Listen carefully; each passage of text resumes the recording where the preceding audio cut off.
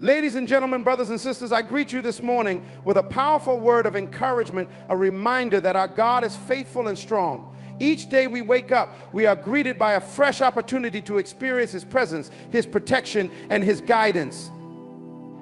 And what better way to start each day than by turning our hearts to Psalm 27? Psalm 27 opens with a profound and powerful declaration: the Lord is my light and my salvation, whom shall I fear? The Lord is the strength of my life, of whom shall I be afraid? This single verse holds the key to living a life of trust and confidence in God, and it offers us a roadmap to face each day without fear or anxiety.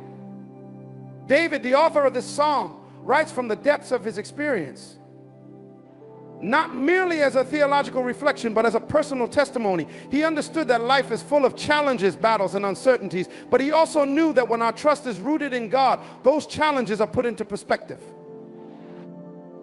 The metaphor of God as light is significant. Light dispels darkness, it illuminates the path ahead, and it brings clarity to confusion.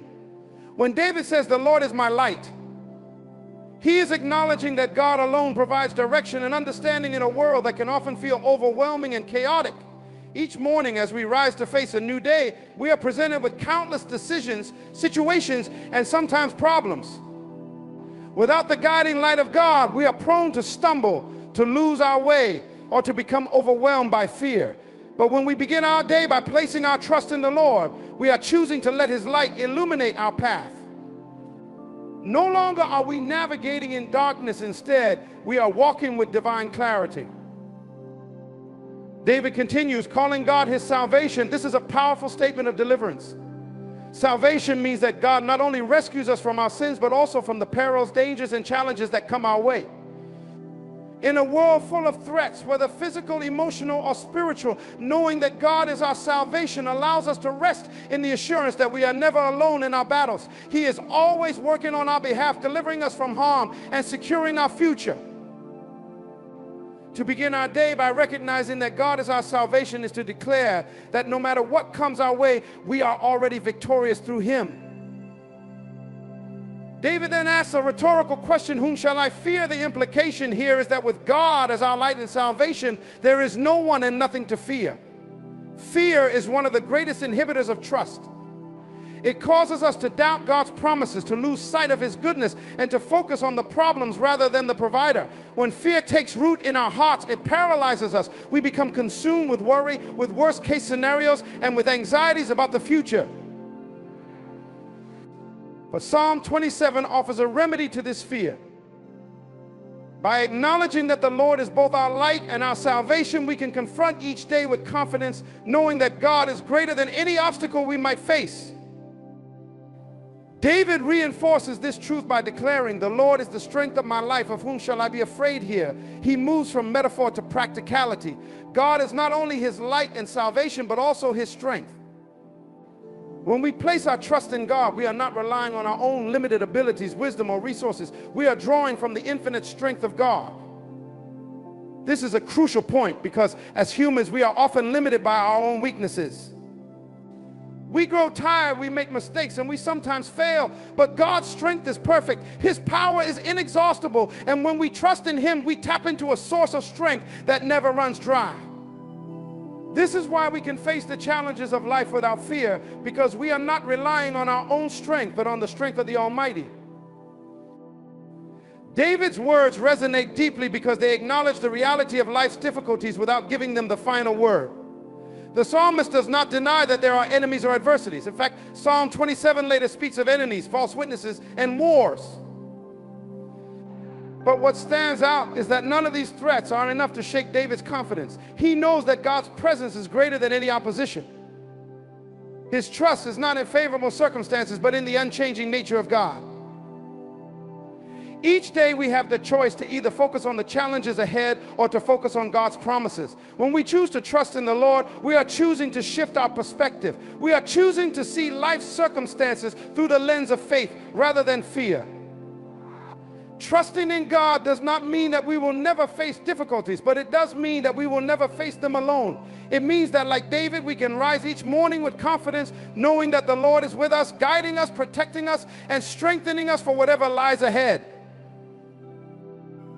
When David declares that the Lord is his light, his salvation, and his strength, he is not making an empty statement. He is speaking from the depth of his relationship with God.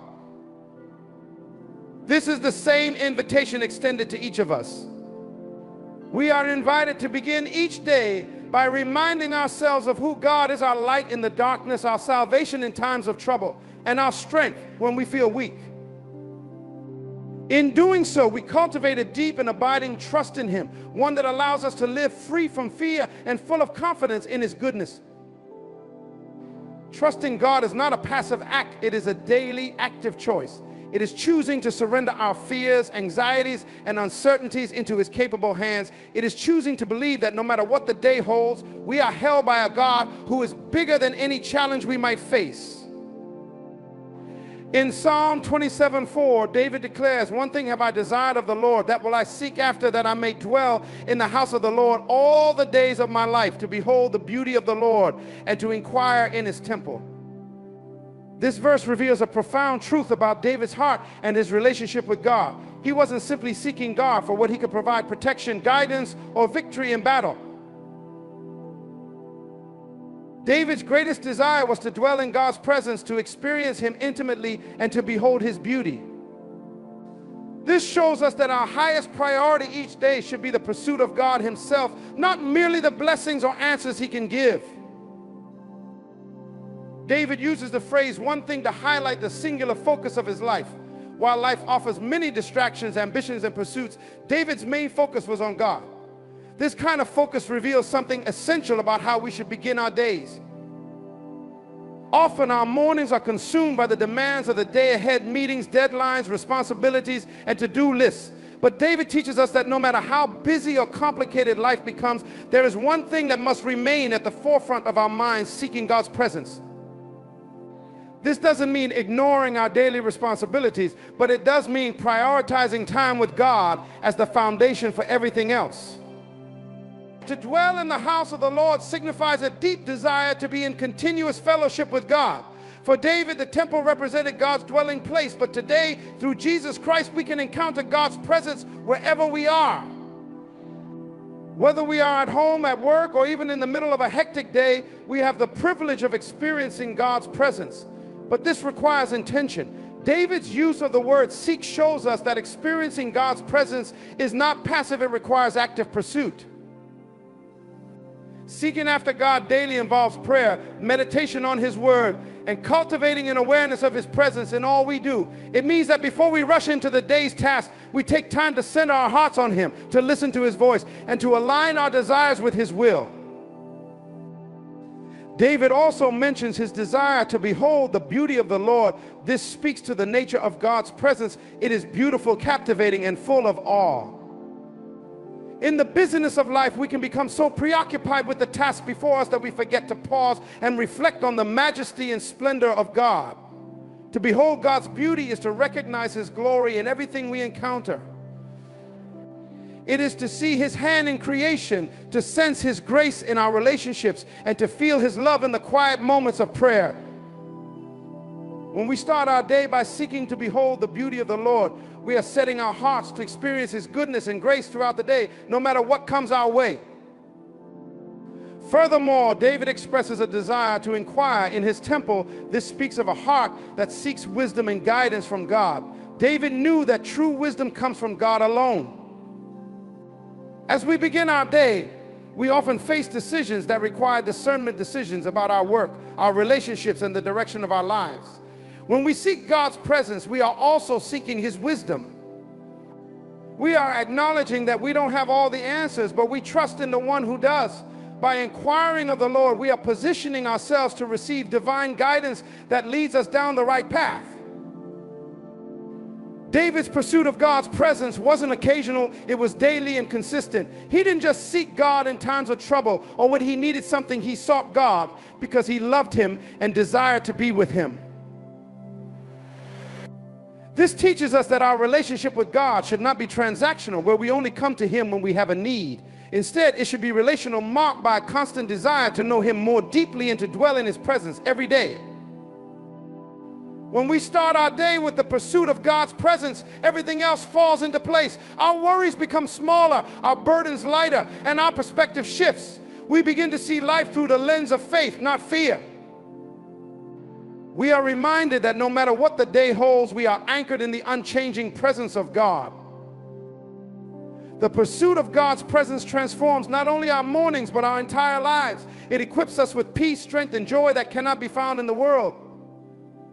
It reminds us that above all else, our greatest treasure is God Himself. As we seek Him daily, we are drawn deeper into His love and His purpose for our lives, and we become more attuned to His voice and His leading. Psalm 27 powerfully addresses the reality of life's difficulties, and David, the psalmist, does not shy away from acknowledging the presence of adversities. He speaks candidly about the challenges he faces, enemies, war, and even false witnesses. Yet, in the midst of these overwhelming threats, he confidently proclaims, though an army besiege me, my heart will not fear, though war break out against me. Even then I will be confident. This kind of boldness in the face of danger comes from an unshakable trust in God's protection.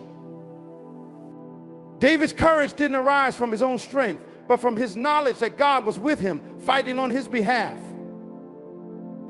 In our own lives, challenges are inevitable. Whether they come in the form of financial struggles, health issues, relational conflicts, or emotional battles, we all face moments where it feels like we are under siege. The pressures of life can sometimes feel like an army surrounding us, threatening to overwhelm us. But David teaches us that it is possible to face these challenges without fear, rooted in the confidence that God is our protector and defender. Notice that David doesn't deny the reality of the dangers he faces. He speaks plainly about the possibility of war, of armies encamping against him, and of enemies plotting his downfall.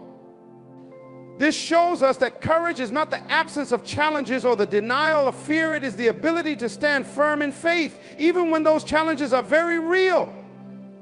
David's courage was not based on blind optimism or wishful thinking. It was anchored in his deep personal experience of God's faithfulness. He had seen God deliver him time and time again, from the hand of Goliath to the pursuit of King Saul. He knew without a doubt that the same God who had been faithful in the past would continue to be faithful in the future. This is where true courage comes from, not from our own abilities or resources, but from our faith in the God who is greater than any battle we face. When we begin our day by meditating on Psalm 27, we are reminded that no matter what challenges lie ahead, God is with us. And because He is with us, we have no reason to fear. Fear can cripple us, making us feel powerless and paralyzed. But when we trust in God's strength and protection, fear loses its grip, and we are able to move forward with confidence and boldness. David's declaration, "My heart will not fear," is a powerful affirmation of faith. The heart, in biblical terms, represents the seat of our emotions, our will, and our innermost thoughts. Fear often takes root in the heart, causing us to doubt, to worry, and to retreat from the challenges before us. But David makes a conscious decision to reject fear and choose faith instead. This is an important lesson for us today. While we cannot always control the circumstances around us, we can control how we respond to them. We can choose to allow fear to dominate our hearts, or we can choose to stand firm in faith, trusting in God's protection and provision. The phrase, "even then, I will be confident," shows that David's courage wasn't circumstantial. It wasn't dependent on the absence of danger. Even in the face of overwhelming odds, his confidence remained unshaken because it was rooted in the unchanging nature of God. This is the kind of confidence that we are called to live with each day. Life will inevitably bring battles, but we do not have to face them with fear and uncertainty. Instead, we can stand with the assurance that God is on our side, and with Him, no challenge is too great. David's example teaches us that courage is not a one-time decision, but a daily posture. Every day presents new battles, and every day we have the opportunity to choose courage over fear. We can wake up and remind ourselves of the truth that God is our light, our salvation, and our strength. This is why beginning our day with the Psalm 27 is so powerful. It sets the tone for how we will approach the challenges ahead. By declaring that God is with us and that we have nothing to fear, we are preparing our hearts and minds to face whatever comes our way with courage and confidence. This kind of courage is not about denying the difficulties of life, but about facing them with the knowledge that we are not alone. It is about recognizing that the battles we face are not ours to fight alone. God goes before us. He stands beside us, and He fights for us. When we truly believe this, we can walk through life with a confidence that nothing and no one can shake. Even when the world around us seems to be falling apart, even when the storms of life rage, we can stand firm, knowing that God is our refuge and our strength. Courage is not something we muster up on our own. It is a gift that comes from trusting in God's promises and His presence. When we place our faith in Him, we are able to face life's challenges, not with fear, but with the boldness that comes from knowing that God is in control. This is the kind of courage that Psalm 27 instills in us each day, a courage that is rooted not in ourselves, but in the unfailing love and protection of our God. As Psalm 27 comes to a close, David shifts his focus to the concept of waiting on the Lord. In verse 14, he exhorts us with a powerful declaration, "Wait on the Lord, be of good courage, and He shall strengthen your heart." Wait, I say, on the Lord. This call to patience and trust is one of the most challenging aspects of our faith journey, yet it is essential to cultivating a deep relationship with God. Waiting is not passive, it is an active process of trusting in God's perfect timing, even when we don't see the immediate results we desire. David understood what it meant to wait on God. His life was filled with seasons of waiting, whether it was waiting to ascend to the throne after being anointed king, waiting for deliverance from Saul's relentless pursuit, or waiting for God's justice in the midst of personal betrayal. Through these experiences, David learned the value of patience and the importance of trusting that God's timing is always perfect, even when it doesn't align with our own expectations. Waiting on the Lord is an act of faith. It requires us to believe that God is working behind the scenes, orchestrating His plan for our lives, even when we don't see any evidence of it. This is why David says, "Be of good courage." Waiting often tests our patience and can cause us to feel anxious, doubtful, or even discouraged. But David encourages us to hold on to courage, to remain strong and steadfast, trusting that God will come through at the right time. This courage is not rooted in our ability to persevere on our own, but in the assurance that God is faithful. When we wait on the Lord, we are declaring that we trust His wisdom more than our own. We acknowledge that His ways are higher than ours and that His timing is always for our good, even when it seems delayed.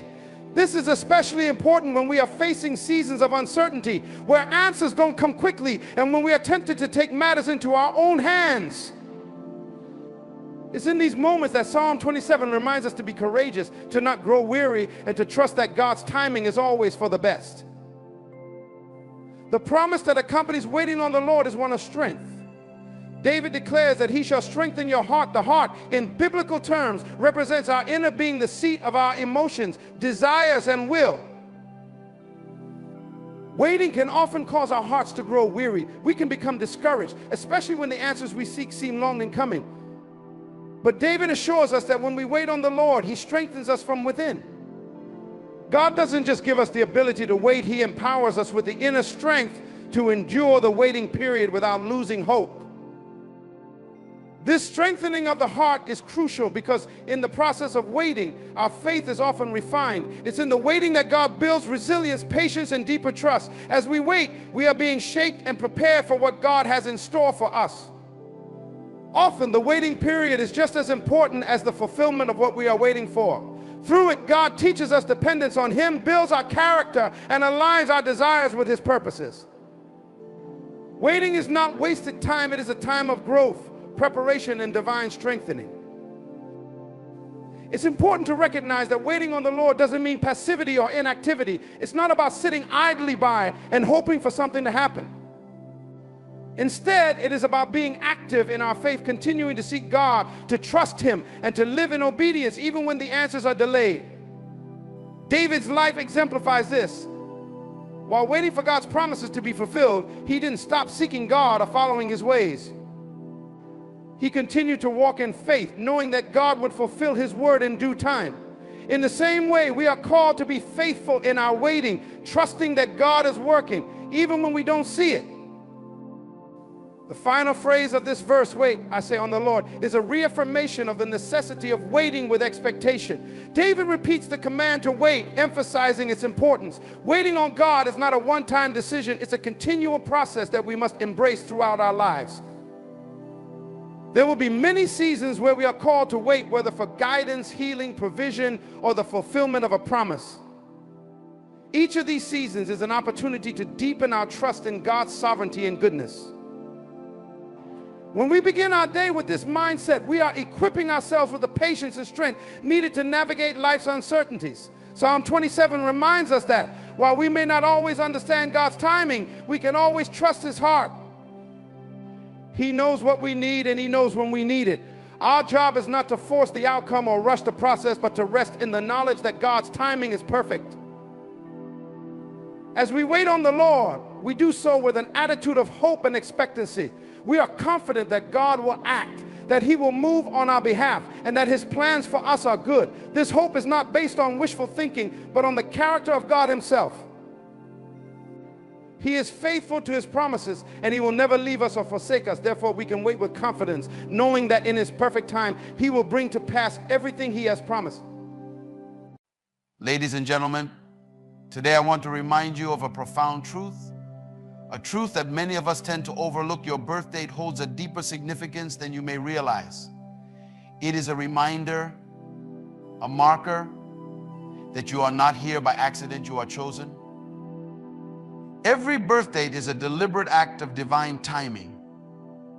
The precise moment you entered this world was not a random occurrence, nor was it left to chance. It was part of a divine plan. A cosmic orchestration that places each individual in the right time and the right season for a purpose that transcends mere human understanding. When you were born, it was a statement from the Creator that your arrival was needed for that exact time in history.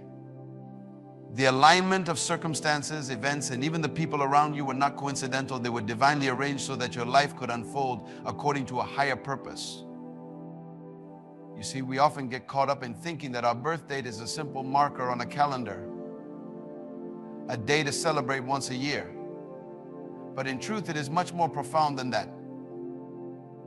It is a stamp of intentionality. The universe did not haphazardly decide when you would arrive. It was determined long before the foundations of the world were laid. Just as the sun rises and sets according to a precise cosmic order, so too does every birth occur within the exact timing set by a divine hand. The timing of your birth was essential to your destiny, and your presence in this world is proof that the Creator saw this moment in history as incomplete without you. Think about it. The timing of your birth was divinely synchronized with the needs of your generation. You could have been born in any century, in any part of the world, but you were born in this time for a reason. The experiences, challenges, and opportunities that define your life are directly connected to the timing of your birth. This is not by accident, but by design. The people you meet, the problems you solve, and the influence you wield are all tied to the fact that you were born exactly when you were supposed to be. There is something this time in history needed, and that something is uniquely you. When we understand that our birth date is part of a divine plan, it changes how we see our existence. We begin to realize that we are not here to merely exist or to pass time. We are here because the universe called for us, and the Creator determined that our presence, our gifts, and our contributions are essential for the fulfillment of a higher purpose. Purpose always precedes existence. Long before you were born, your purpose was already established in the divine mind. Your arrival on this earth was not the beginning of that purpose, but the continuation of a greater plan that existed before time itself. The truth is, no one is born into this world without a reason. Every human being carries within them a unique potential, a gift that only they can bring to fruition. The fact that you are here is proof that the Creator saw a need that could only be filled by your life, your talents, and your existence. This is a powerful realization because it means that life is not a random journey. It is a journey filled with intent and meaning. Many people go through life wondering if they truly matter, if their existence makes a difference. But when we grasp that purpose precedes existence, it eliminates any doubt about the significance of our lives. You were created with a specific role to fulfill. The challenges you face, the desires within you, and even the dreams you hold are all connected to that divine purpose. They are not accidents or arbitrary thoughts. They are clues to the path you were designed to walk. Consider this before a builder constructs a house. An architect first designs it. The plans are drawn, the foundation is calculated, and the structure is envisioned before a single brick is laid. In the same way, your life was carefully designed before you ever entered this world. Your purpose was not created after your birth, it was created before your birth. Your existence is simply the manifestation of that divine plan coming to life. The purpose for which you were born is not a small or insignificant thing. It is tied to the very fabric of creation. Whether you realize it or not, the world is waiting for the unique impact that only you can make. Every talent you possess, every skill you've developed, and every experience you've endured is connected to the fulfillment of your purpose. You are here because the Creator decided that the world would be incomplete without you. Your life is a solution to a problem, a light in a dark place, and a vital piece of the grand puzzle of humanity. Your generation needs you. You were not born into this time by chance, nor were you placed in this generation without reason. There is a divine intention behind the season of your birth, and it is tied directly to the needs, challenges, and opportunities of this era. Every generation has its struggles, its battles to fight, and its mountains to climb. And every generation is given individuals who are uniquely equipped to address those specific challenges. You are one of those individuals chosen to be a voice, a leader, and a change maker in your time. Think about it. Why were you born in this century and not in another? Why do your talents, dreams, and experiences align so perfectly with the needs of this world right now? This is no coincidence. The problems of your generation were anticipated long before they arose, and the solutions were already planted in the hearts of people like you. This means that you have something to offer that this world is waiting for, something that only you can bring. The generation in which you were born is not an accident, but a calling. You were sent to this time because the Creator knew that you carry answers to the questions your generation is asking. There is a tendency to look at the world around us and feel overwhelmed by the magnitude of the challenges we face. Whether it's social injustice, environmental crises, or economic instability, the issues of our time can seem insurmountable. But understand this: every challenge is a divine opportunity for purpose to emerge. Your generation is facing these issues not as a sign of defeat, but as a stage for your greatness to shine. The very fact that you are alive during these times means you are meant to be part of the solution. The Creator placed you here to meet the needs of this specific moment in history. Your birth was perfectly timed to coincide with the moment when the world most needed what you carry. Your ideas, your creativity, your voice, all of these are crucial for your generation. You are not just a participant in this time, you are a contributor, a leader, and a visionary. Your generation is depending on you to rise up and fulfill your purpose, because the problems of today require the gifts that only you can provide. Understanding the power of your identity is crucial for realizing the magnitude of your potential. Your birth date signifies more than just the day you entered this world. It represents your unique identity and the calling that accompanies it. Many people wander through life unaware of their true identity, often adopting labels and roles that do not reflect their genuine selves. They may define themselves by their jobs, relationships, or even by societal expectations, losing sight of the divine purpose that is uniquely theirs. But when you begin to understand that your birth date is not merely a number, but a divine stamp of identity, everything changes. Each individual is born with distinct gifts, talents, and characteristics that set them apart. Your identity is a composite of these traits, intricately woven together by a Creator who had a specific plan in mind when you were brought into existence. When you embrace the reality that your birth date marks you as a unique individual, you begin to see yourself as part of a larger narrative, a narrative that is essential to the unfolding of history. Your identity is not only personal, it is also collective, connected to the greater story of humanity and the divine purpose that calls us all. Recognizing the power of your identity also means acknowledging the responsibilities that come with it.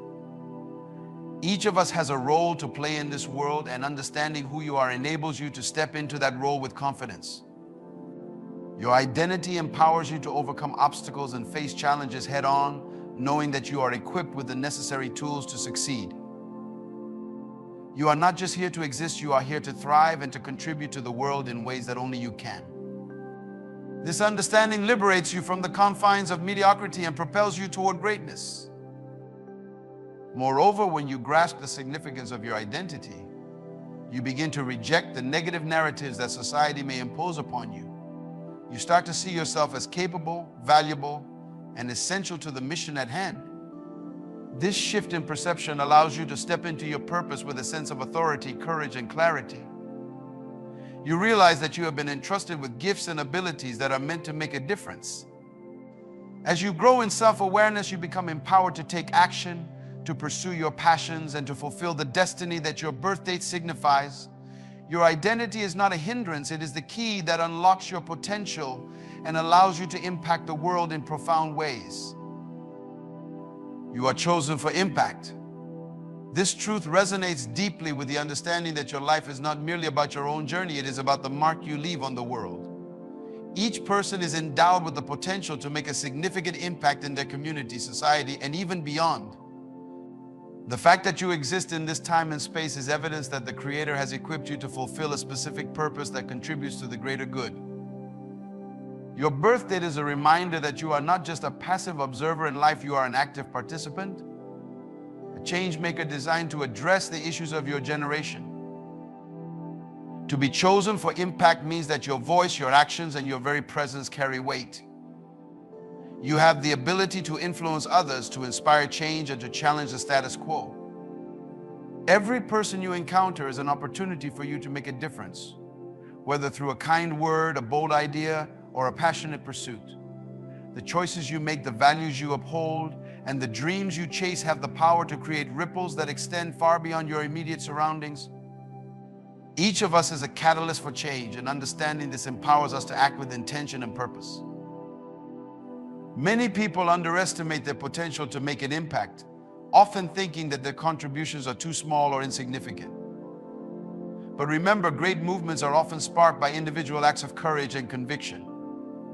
History is filled with examples of ordinary people who made extraordinary contributions simply because they chose to act. Your birth date signifies that you too have been entrusted with the potential to create change in meaningful ways. Whether it's through your career, your relationships, or your community involvement, you have a role to play in shaping the future. Being chosen for impact also means embracing the responsibility that comes with it. It is not enough to simply exist, you must actively seek ways to use your gifts for the benefit of others. This involves stepping out of your comfort zone, taking risks, and being willing to stand up for what you believe in. The world needs your unique perspective and the contributions that only you can offer. This is not about seeking recognition or accolades, it is about being true to who you are and fulfilling the purpose for which you were born. As you navigate through life, remember that every moment is an opportunity to leave a lasting impact. Whether it's a small act of kindness or a bold initiative that challenges the status quo, your actions can resonate through time. Your birth date is a declaration that you are chosen for such a time as this, equipped to influence the world around you in ways that reflect your unique identity and purpose. Embrace this calling, for you are meant to leave your mark, and the world is waiting for your contributions. Your birth date ties you to a legacy that extends beyond your time on earth. This legacy is not merely a collection of accomplishments or accolades, it is the impact you have on those around you, the values you instill in others, and the wisdom you pass on. Understanding that your life is part of a larger narrative allows you to see yourself as a vital thread in the intricate tapestry of human history. You are not just living for today, you are contributing to a story that will continue long after you are gone. From the moment of your birth, you inherited a legacy that has been passed down through generations. This legacy is shaped by the lives of those who came before you, your ancestors, mentors, and even your peers. Each of these individuals has played a role in forming the values, beliefs, and knowledge that you carry within you. When you recognize this connection, it becomes clear that you are not just an isolated individual, but part of a continuum. You are tasked with honoring the legacy of those who have gone before you, while also contributing your unique perspective to that story. Moreover, the choices you make today will reverberate through time, affecting not only your life, but the lives of countless others. The principles you uphold, the relationships you cultivate, and the seeds of kindness you plant will grow into a legacy that shapes future generations. Every action you take, no matter how small, has the potential to inspire, uplift, and guide those who follow in your footsteps. This understanding instills a sense of responsibility, prompting you to live intentionally and to act with purpose. Your life can serve as a beacon of hope and a source of inspiration for others. Consider the stories of great leaders, innovators, and thinkers throughout history. Their legacies live on, not just because of their accomplishments, but because of the ideals they embodied and the lives they transformed. You have the power to be part of such a narrative. Your birth date serves as a reminder that you have the opportunity to leave a mark on the world that will be felt long after you are gone. This is your legacy crafted through your choices, your values, and your actions. Embracing this truth means understanding that you are a custodian of the future. You have the chance to influence the direction of your family, community, and even the world. Your birth date is not just a personal milestone, it is a connection to a larger purpose that encompasses generations. As you reflect on your life and the impact you wish to have, remember that you are a vital part of a legacy that extends beyond your own existence. It is your duty to honor that legacy while also shaping it for those who will come after you. The question is not whether you will leave a legacy, but what kind of legacy you will leave. Ladies and gentlemen, it's an honor to stand before you today to discuss something that resonates deeply with every one of us. We've all had moments in life where we felt like we were waiting for something, waiting for a breakthrough, waiting for an answer, waiting for a dream to come to fruition, only to find that our expectations and reality don't align. But what happens when God's clock doesn't match ours? God's timing operates on a dimension far beyond our understanding, shaped by an eternal perspective that differs radically from our finite human grasp of time. As humans, we live in a world structured by hours, days, months, and years. Our lives are dominated by schedules, deadlines, and plans, all of which are grounded in the flow of time as we perceive it. We look at time as a resource that is constantly slipping through our fingers, something to be controlled, measured, and optimized. From the moment we wake up to the moment we rest, we are in pursuit of progress, success, and fulfillment, all within the boundaries of our limited lifespan. But God is not confined by these boundaries. He exists outside of time in a realm where the beginning and the end are seen all at once. To him, there is no past, present, or future in the way we understand it.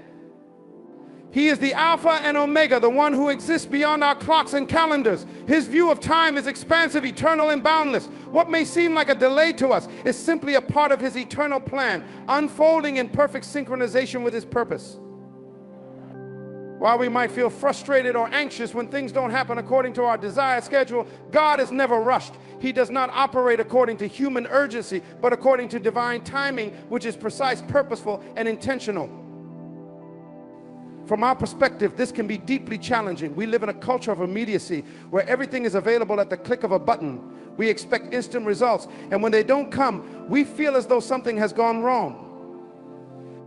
However, God's ways are higher than our ways, and his thoughts are higher than our thoughts. His timing is woven into a larger tapestry of purpose, far greater than our immediate desires. We are often focused on the here and now, on what we want to happen today, tomorrow, or next year.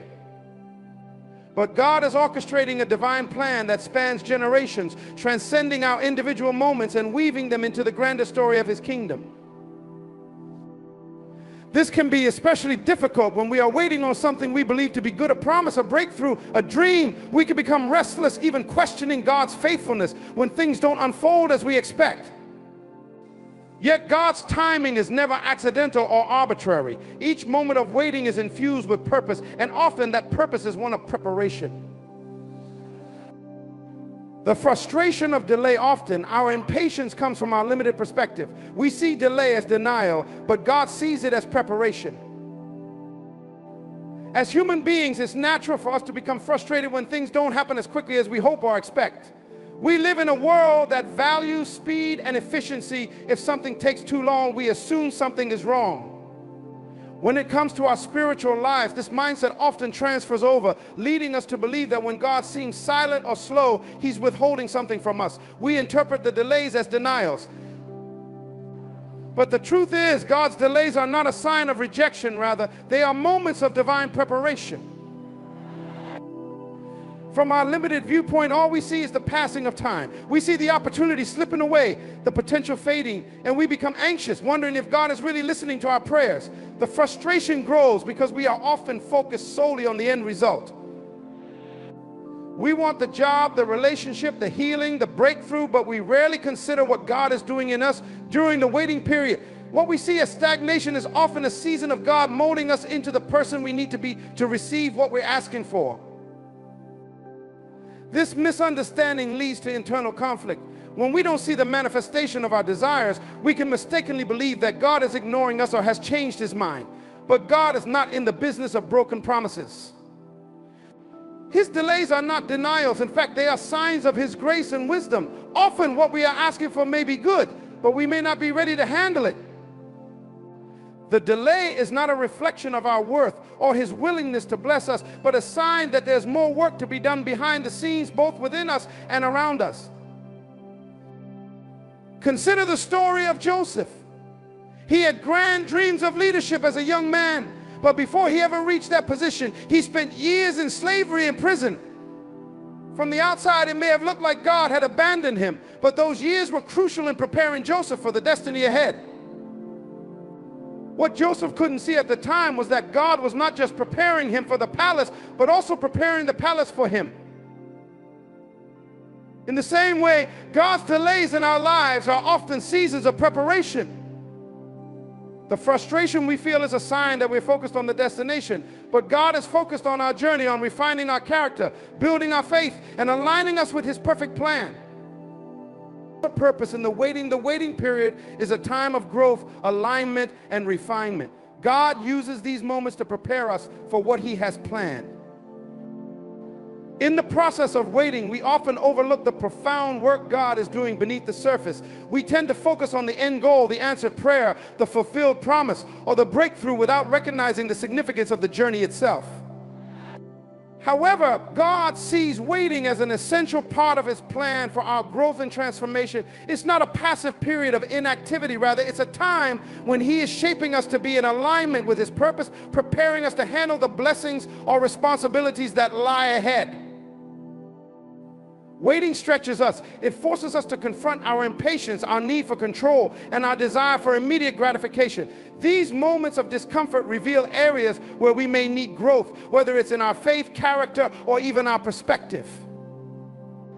We live in a culture that celebrates instant results and quick success, but God values the slow, intentional process of transformation. In the waiting, he's refining us, pruning the parts of our lives that aren't in alignment with his will. Sometimes he is teaching us patience, humility, or resilience. Other times he's exposing our hidden fears, insecurities, or areas of unbelief that need to be addressed before we can step into what he has for us. More importantly, waiting aligns our hearts with God's timing. While we may be eager to rush ahead, God is patient, ensuring that everything is in place at the right time. Imagine receiving a blessing prematurely before you're fully prepared to manage it. It could easily turn into a burden rather than a gift. The waiting period is often God's way of ensuring that we are not only able to receive the promise, but also to steward it well. Just as a farmer waits for the right season to harvest his crops, God waits until the soil of our hearts is ready to bear the fruit he's promised. During these times, God is also at work orchestrating circumstances beyond what we can see. He's aligning people, opportunities, and situations that are crucial for the fulfillment of his plan. Sometimes the delay is not because we aren't ready, but because the circumstances or people around us need to fall into place. It's in the waiting that God prepares not just us, but the entire context for what he's about to do. When we shift our focus from the frustration of delay to the purpose in the waiting, we begin to see the beauty of God's process. We realize that He is using every moment of stillness, every pause in our plans, as a moment to prepare us for the promise. Each day in the waiting is a step closer to becoming the person He's called us to be, fully ready to step into what He has prepared. Trusting in God's sovereignty even when we don't understand, we must trust that God's timing is perfect because His perspective is higher than ours. One of the most challenging aspects of faith is trusting God when things don't go according to our plans or timeline. It's easy to have faith when everything is moving smoothly, but true trust is developed in seasons of uncertainty when God's timing doesn't match ours and we can't see the full picture. In those moments, our natural response is to ask questions. Why is this happening? Why is this taking so long? Did God forget me? But these questions stem from our limited human perspective. What we often fail to grasp is that God, in His sovereignty, sees far beyond what we can comprehend. His timing is not only perfect but purposeful, even when it doesn't make sense to us. We live in the present, confined by the boundaries of time and space. Our understanding is shaped by the here and now, what's in front of us, what's happening today, and what we hope for tomorrow. But God, in His infinite wisdom, operates outside of time. He sees the past, present, and future all at once. He knows the full tapestry of our lives, how every thread connects and how every season is intricately woven together. His view is not limited by the short term. He sees the eternal. What may seem like a setback or delay to us is, in fact, a carefully crafted part of His divine plan. Trusting in God's sovereignty means surrendering our need for immediate understanding. It means accepting that at times we won't have all the answers, and that's okay. Our faith is not in knowing all the details, but in knowing the one who holds all things together. Proverbs 3:5 reminds us to trust in the Lord with all your heart and lean not on your own understanding. This verse is a powerful reminder that our understanding is limited and often flawed. We see through a narrow lens, but God sees the whole picture. His perspective is infinitely greater, and His plans for us are always good, even when the path doesn't look the way we expected. When we trust in God's sovereignty, we acknowledge that He knows better than we do. It's about releasing control, letting go of the need to force outcomes, and allowing God to work in His way, and His time.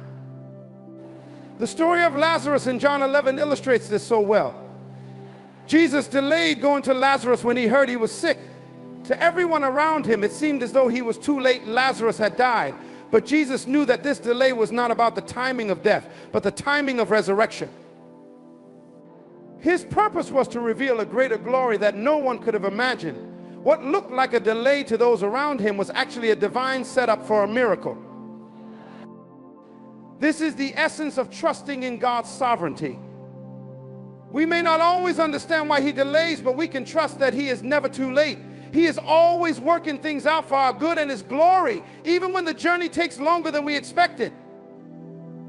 God's timing is not about convenience, but about completeness. His plans are far more intricate and profound than our immediate desires, and He knows exactly when and how to bring them to fulfillment. Our role is to trust Him, to release our need for control, and to rest in the truth that His timing is perfect, even when it doesn't match ours. Faith in the unseen. Just because we don't see movement doesn't mean God isn't working. Faith calls us to trust what God is doing behind the scenes. One of the most difficult aspects of faith is believing in what we cannot see. We live in a world where results are measured by tangible evidence. If we don't see progress or immediate results, we're conditioned to believe that nothing is happening. But faith, by its very nature, asks us to go beyond what is visible and to trust in the unseen. It requires us to hold on to the promises of God, even when there's no outward sign that anything is changing. This is where the true test of faith lies, not in the moments when everything is going as planned, but in those seasons when we are tempted to believe that nothing is happening. In our human nature, we often equate silence or inactivity with inaction. When we don't see doors opening, when prayers seem unanswered, and when circumstances remain the same, doubt creeps in. We wonder if God is really working on our behalf or if He's forgotten us altogether. But scripture reminds us in 2 Corinthians 5:7, for we walk by faith, not by sight. This means that our trust in God is not based on what we see or experience in the natural, but on the belief that he is actively working, even when we cannot perceive it. Faith in the unseen requires us to shift our perspective from the immediate to the eternal. It's about trusting that God is orchestrating events in ways that may be invisible to us now, but will be revealed in his time. Just because we don't see movement doesn't mean that nothing is happening. Think of a seed planted in the ground. For weeks or even months, nothing seems to be happening above the surface. But beneath the soil, that seed is breaking open, roots are forming, and growth is taking place. Eventually, that seed breaks through the ground, and what seemed like inactivity is revealed to have been a period of vital preparation. The same principle applies to our lives. Often the most significant work God does happens in the quiet, hidden places where we can't see what he's doing. In those moments, it's easy to grow discouraged, but this is where faith comes in. Faith allows us to trust that God is aligning everything for our good. He is working behind the scenes in ways we cannot yet comprehend, preparing opportunities, transforming hearts, and positioning us exactly where we need to be. Consider the Israelites at the Red Sea. From their perspective, they were trapped with no visible way forward. There was no sign of deliverance, and they could have easily given in to fear and despair. But while they couldn't see it, God was already working on their behalf, preparing to part the sea and lead them to freedom. Their miracle wasn't visible to them until the exact moment it needed to be. This is often how God works in our lives. He's preparing breakthroughs, aligning divine encounters, and setting the stage for his glory to be revealed. But it's not always visible to us in the moment. Faith in the unseen also means trusting that God's timing is perfect, even when we don't understand the delay. Just because we don't see the answer yet doesn't mean God isn't preparing it. He may be aligning circumstances or refining us to be ready for what he's bringing into our lives. God's ways are not our ways, and his timeline is often different from ours. What may feel like inactivity is often a time of deep preparation, both for us and for the circumstances around us. Ultimately, faith calls us to believe in what God is doing even when there's no visible evidence. It asks us to hold on to his promises, trusting that he is at work behind the scenes, orchestrating his will in our lives. The absence of visible progress doesn't mean the absence of divine activity. God's hand is always moving, and in the fullness of time, what has been hidden will be revealed. Our responsibility is to keep believing, keep trusting, and keep walking by faith, not by sight. Our need to control outcomes is often a barrier to receiving God's best. We must learn to surrender our timeline to his perfect plan. As human beings, we have an innate desire to control our lives. We plan, strategize, and often manipulate situations to achieve the outcomes we want. We create timelines for our goals, envision milestones we hope to reach, and hold on to the belief that we can manage every aspect of our future.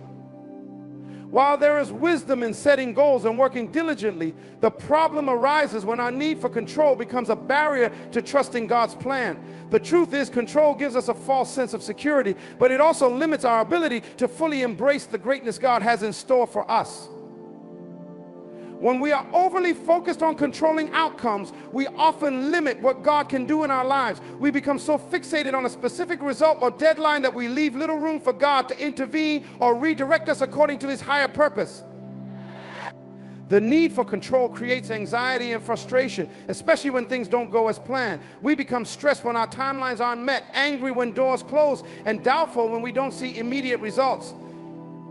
This desire to control is often rooted in fear, the fear of the unknown, the fear of failure, or even the fear that God's plan might be different from our own. But here's the paradox: the more we try to control, the less we experience the fullness of what God wants to do in us and through us. Releasing control is an act of surrender, acknowledging that while we have our plans, God's plans are ultimately better. Proverbs 16:9 says, "In their hearts humans plan their course, but the Lord establishes their steps." This means that while we can and should plan, we must recognize that God's direction may take us places we hadn't anticipated, places that are far greater than what we could have imagined on our own. Learning to release control is about trusting that God's wisdom, timing, and perspective far exceed our own. It's about acknowledging that we don't have all the answers and that we don't need to. When we let go of the need to micromanage every detail, we open ourselves to divine possibilities that we could never have orchestrated in our own strength. God doesn't just want us to experience good things, He wants us to experience the best. But His best often comes in unexpected ways and at unexpected times. Consider the story of Sarah and Abraham. God had promised them a child, but when the fulfillment of that promise didn't happen according to their timeline, they took matters into their own hands. Sarah urged Abraham to have a child with Hagar, thinking she could control the situation and speed up God's promise. But their attempt to control the outcome resulted in complications and pain. It wasn't until they surrendered to God's timing that Isaac, the child of promise, was born. This story reminds us that rushing ahead of God or trying to force His hand often leads to unintended consequences. What we control out of impatience can never compare to what God provides out of His perfect timing. Surrendering control requires faith. It calls us to trust that even when things don't make sense, God is working all things together for our good. Romans 8:28. It requires us to release our deadlines, our preconceived notions of how things should happen, and the anxiety that comes with uncertainty. Instead of clinging to our plans, we must place them in God's hands, believing that He is faithful to fulfill His promises in His way and His time. This doesn't mean we become passive or stop planning altogether. Rather, it's about holding our plans loosely, allowing God to direct our paths, and accepting His will, even when it diverges from our expectations. When we release control, we step into a deeper relationship with God, one that is built on trust and surrender. We experience peace, knowing that we don't have to carry the weight of orchestrating our own lives. God is in control, and He is both sovereign and good. By letting go, we make room for His perfect plan to unfold, one that far surpasses anything we could ever control on our own. Thank you. Ladies and gentlemen, today I stand before you with a message of hope, joy, and divine anticipation. I want to remind you that God will surprise you very soon. Our Creator is a God of wonders, and He delights in showering us with blessings that we often least expect. Let us start by recognizing the power of expectation. Expectation and faith are two powerful forces that shape our lives and the world around us. To live with expectation means to hold on to a deep sense of anticipation for what is yet to come. It's about believing that something wonderful can happen at any moment and that God is actively working in our lives. When we cultivate an attitude of expectation, we unlock the potential for divine surprises to manifest. This is not a passive waiting, but an active engagement with life, infused with hope and confidence that our circumstances can change for the better. Faith, on the other hand, is the bedrock upon which expectation rests. It is a firm belief in the goodness of God, in His promises, and in His ability to bring about transformation. Faith is not merely a feeling, it is a choice we make every day. It's the decision to trust in something greater than ourselves, to believe that God has a plan for our lives and that He desires to bless us beyond our imagination. When we have faith, we open our hearts and minds to receive the unexpected gifts that God has in store for us. Many people live their lives weighed down by doubt and fear. They may have experienced disappointments or hardships that have left them feeling hopeless. This is understandable, but it is essential to recognize that these feelings can create a barrier between us and the blessings God wants to pour into our lives. When we allow doubt to take root, we close ourselves off to the possibilities that faith and expectation bring. We begin to see the world through a lens of scarcity rather than abundance. This shift in perspective can rob us of the joy that comes from believing in divine surprises. Imagine for a moment what it would be like to approach each day with the expectation that something miraculous could happen. What if we woke up every morning believing that today could be the day when our dreams come true? This mindset shifts our focus from what we lack to the opportunities that surround us. It encourages us to look for signs of God's goodness in the ordinary moments of life. When we expect good things to happen, we begin to notice the little miracles that often go unnoticed: the kindness of a stranger, a beautiful sunset, a moment of laughter shared with a loved one. These small surprises are glimpses of God's grace and love, reminding us that He is always present. Having a heart full of expectation requires us to actively nurture our faith. This means immersing ourselves in spiritual practices that strengthen our relationship with God. Prayer, meditation, and studying sacred texts are essential for deepening our understanding of His nature. The more we learn about who God is and what He has done in the past, the more we can trust Him in our present and future. We can draw strength from the stories of others who have experienced divine intervention and miraculous transformations. Their testimonies serve as reminders that God is not a distant being, but a loving Father who desires to bless His children. Moreover, we must surround ourselves with people who share our values and encourage our growth. Positive influences can uplift our spirits and remind us of the power of expectation and faith. When we engage in meaningful conversations about our hopes and dreams, we fuel the fire of anticipation within us. Community plays a vital role in helping us stay connected to our beliefs, keeping us accountable, and reminding us of the divine surprises that await. Living with expectation and faith also requires a willingness to step outside of our comfort zones. God often surprises us in ways that challenge our assumptions and push us beyond our limits. This might mean taking risks, whether in our personal lives, careers, or relationships. It can feel daunting, but remember that God has equipped us with everything we need to face the challenges that come our way. When we lean into our faith and take bold steps forward, we create the conditions for divine surprises to unfold. It's essential to understand that not every expectation will be met in the way we envision. Sometimes the surprises that God has for us look different from what we initially imagined. However, if we remain open and receptive, we can discover that these surprises are often far more significant than we could have ever anticipated.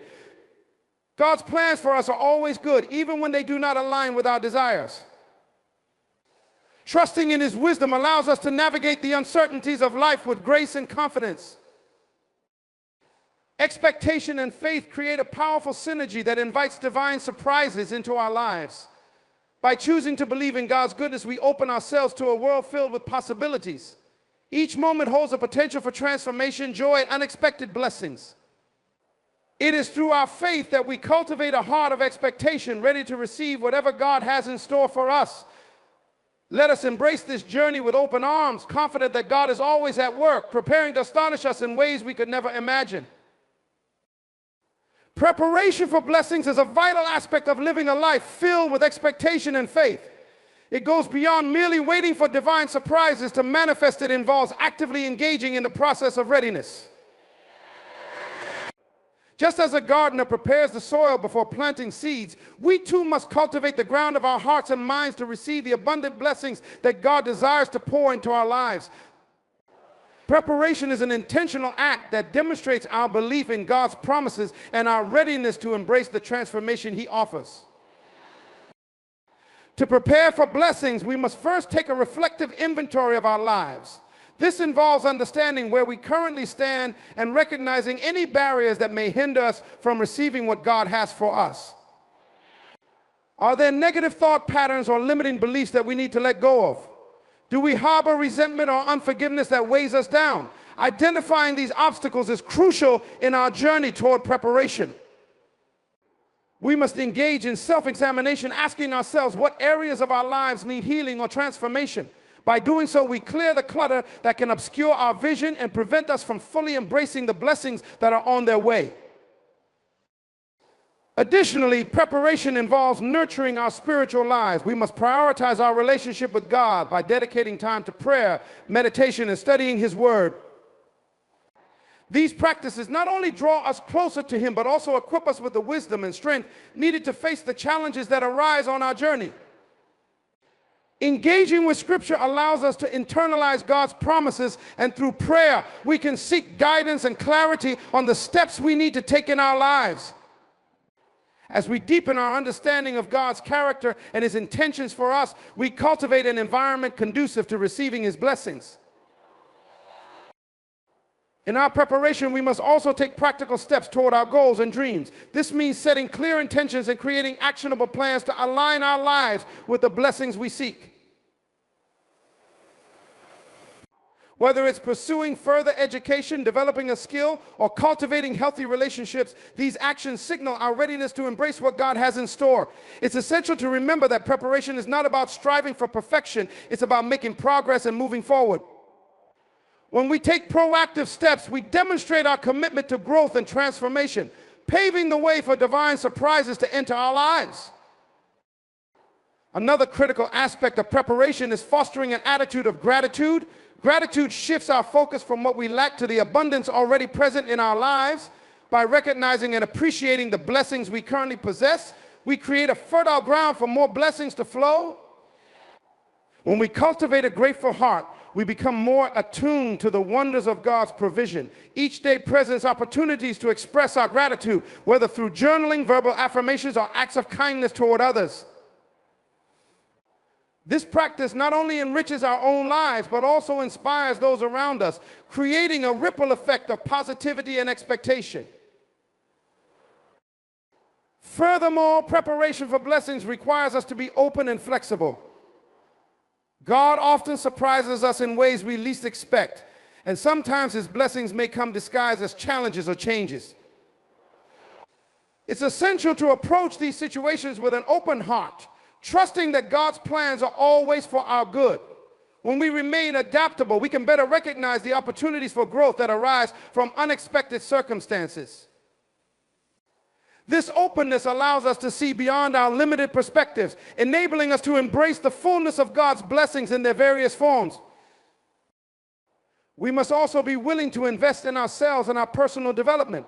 This means seeking knowledge, acquiring new skills, and surrounding ourselves with mentors and supportive communities. Investing in our growth prepares us to step into the blessings that await.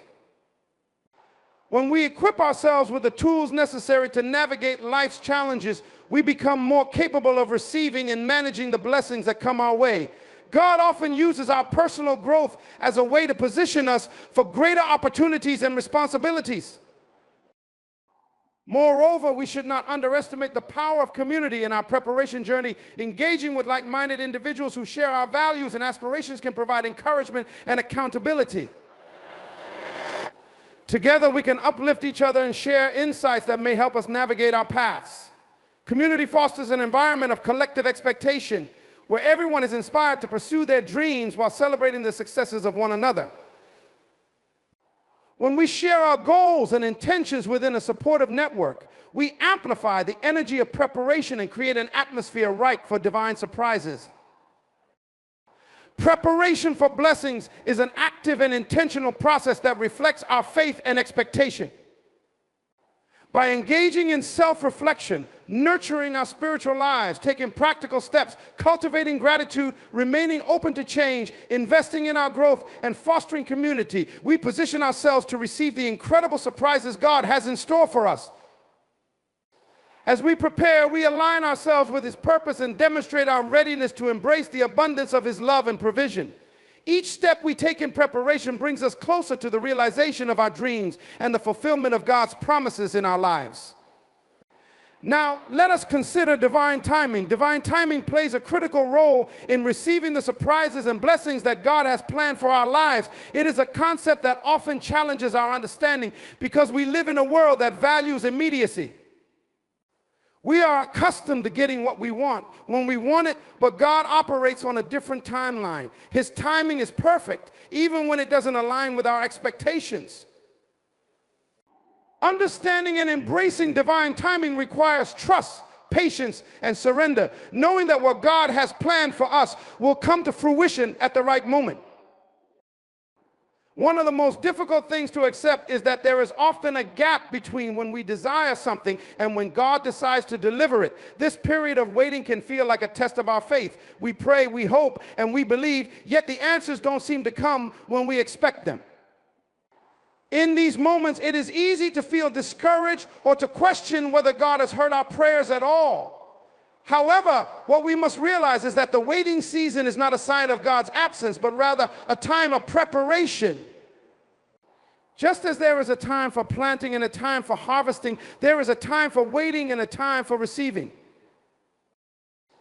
During the waiting period, God is often working behind the scenes in ways we cannot see. He is orchestrating events, aligning circumstances, and preparing the right people to enter our lives. Just because we don't see immediate results doesn't mean that God isn't moving. Divine timing often involves a complex and intricate process that goes beyond our understanding. When we surrender to this process and trust that God knows best, we open ourselves to experiencing the fullness of His blessings at the perfect time. It's important to remember that God's timing is not about delay or denial, it is about precision. He knows exactly when we are ready to receive what He has for us. Sometimes we think we are ready for a particular blessing, but God sees what we cannot. He knows the areas of our lives that still need growth, healing, or maturity before we can handle the responsibility that comes with the blessing. His delays are not punishments, they are acts of love, ensuring that when the blessing arrives, we are fully prepared to steward it wisely. Think of it like a fruit that must ripen before it can be enjoyed. If you try to eat a fruit before it's ready, it's bitter or tasteless. But when it is given the time to ripen naturally, it becomes sweet and nourishing. In the same way, when God's blessings arrive at the right time, they bring with them joy, fulfillment, and purpose. If we rush ahead of His timing, we may find ourselves frustrated, disappointed, or unprepared for the challenges that come with what we desire. Embracing divine timing also teaches us the value of patience. In a culture where we are constantly encouraged to pursue instant gratification, patience becomes a rare virtue. Yet it is through patience that we develop resilience and character. The waiting period is often where our greatest growth happens. It is where we learn to lean on God more deeply, to trust in His plans, and to let go of our need for control. Patience refines us, allowing us to let go of our own timelines and trust that God's plan is infinitely better than anything we could have imagined. Divine timing is also a reminder that God's plans for us are unique. We may look around and see others receiving the blessings that we desire, and it's easy to compare our timelines to theirs. However, we must remember that each person's journey is different. What God has planned for one person may not be what He has planned for us, and that's okay. Just because someone else is receiving their blessing now does not mean that ours is not coming. It's simply arriving on a different schedule, a schedule perfectly tailored for us. Trusting in divine timing means letting go of comparison and focusing on our own unique path, knowing that God has something specifically designed for us.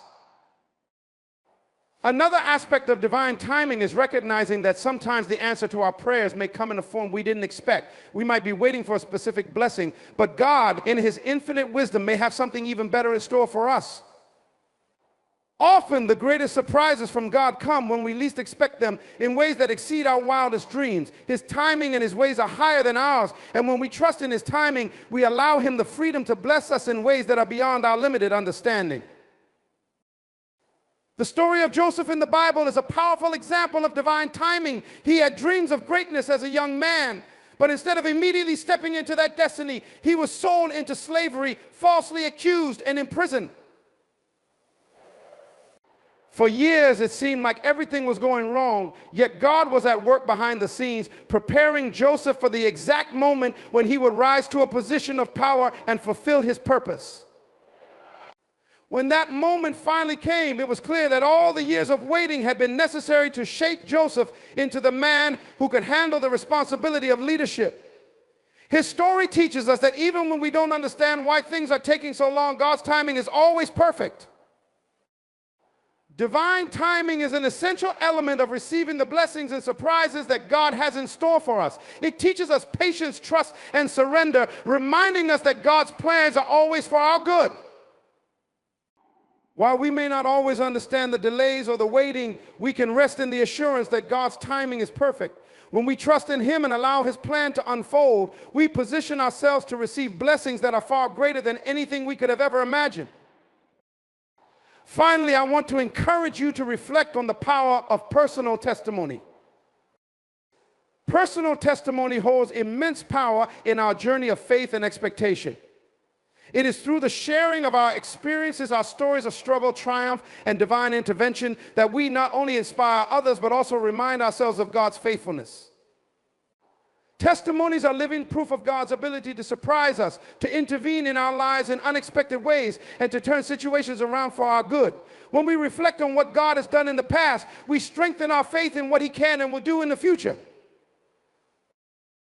Each of us carries a unique story, a testimony of how God has moved in our lives. Sometimes we underestimate the significance of our own experiences, thinking they are too small or too personal to make an impact. However, every testimony, no matter how big or small, has the power to change lives. When we share our testimonies, we create a ripple effect that can uplift, encourage, and ignite hope in others. It reminds people that if God could show up in our lives, He can certainly do the same for them. Testimonies also have a way of bridging the gap between faith and doubt. In moments when we struggle to believe or feel overwhelmed by life's challenges, hearing the stories of others who have experienced God's goodness can reignite our hope. Personal stories have a way of making faith tangible. They bring abstract concepts to life, showing us that God's promises are not just words on a page, but realities that can manifest in our lives. A testimony is like a beacon of light, pointing us back to the truth that God is real, He is present, and He is active in our lives.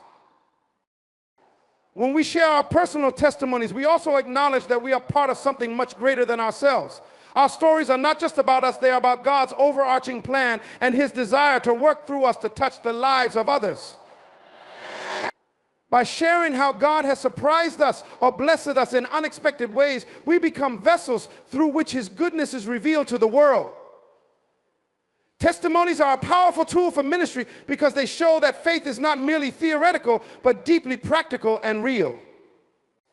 They invite others to experience God's love, mercy, and grace in ways that are accessible and relatable. Furthermore, testimonies serve as a reminder of God's track record. Reflecting on past blessings, miracles, and breakthroughs helps us to trust that God will continue to show up in our lives. When we face new challenges or uncertainties, we can look back on our personal history with God and find reassurance in knowing that He has been faithful before and will be faithful again. Our testimonies act as anchors for our faith, grounding us when storms arise and reminding us that God has already proven His faithfulness. Sharing testimonies is also an act of gratitude. When we acknowledge what God has done in our lives, we express our thankfulness for His involvement in our journey. Gratitude keeps us grounded in the present and helps us to see God's hand at work even in the most difficult circumstances. Often when we take the time to reflect on our own experiences, we begin to notice the many ways in which God has been at work that we may have overlooked in the moment. This heightened awareness allows us to live with a deeper sense of appreciation for all that God has done and continues to do. Moreover, personal testimonies are a declaration of victory. They are the evidence that no matter what challenges we have faced, God has brought us through. Each testimony is a testament to the fact that trials do not have the final word, God does. Whether it is a story of healing, financial provision, restored relationships, or personal growth, every testimony is a reminder that God is a God of breakthroughs. When we share these victories, we empower others to believe that their own breakthrough is possible. In addition, testimonies have the ability to build community and foster connection. When we share our stories with others, we create bonds of shared experience. We realize that we are not alone in our struggles, doubts, or fears. Hearing someone else's testimony can provide a sense of solidarity and encouragement, reminding us that God is present in the midst of every challenge. Testimonies invite us into a space of vulnerability where we can be open about our journeys without fear of judgment, knowing that our stories will resonate with others and provide hope. There is also a unique power in telling our stories in moments when we are still in the process of receiving the fullness of God's promises.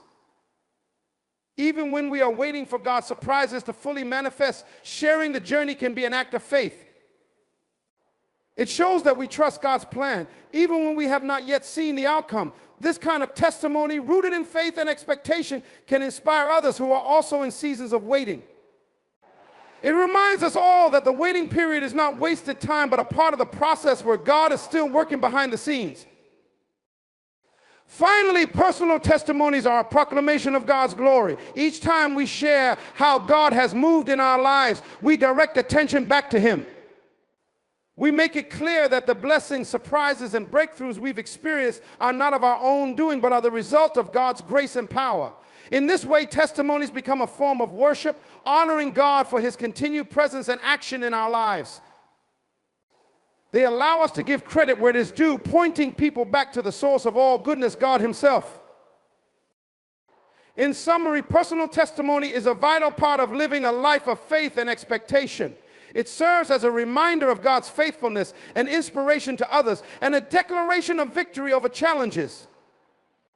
By sharing our stories, we not only bless others, but also deepen our own faith and trust in God's ability to surprise us in ways we never imagined. Through testimonies, we acknowledge God's ongoing work in our lives and open the door for even more divine surprises to unfold. Ladies and gentlemen, today I want to talk about a topic that every believer will face at some point in their journey, the testing of our faith. You see, faith isn't just something we say we have.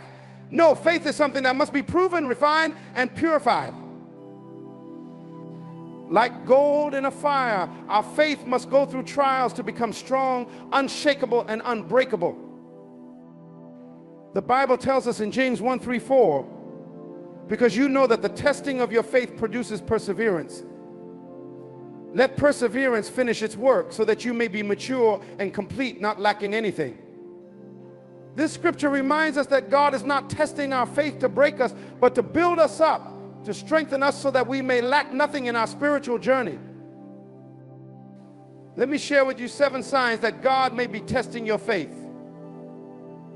Have you ever been in a place where you felt like you were on the cusp of something great? You prayed, you believed, and you did everything you were supposed to do, but still nothing happened. The promotion you worked so hard for didn't come through.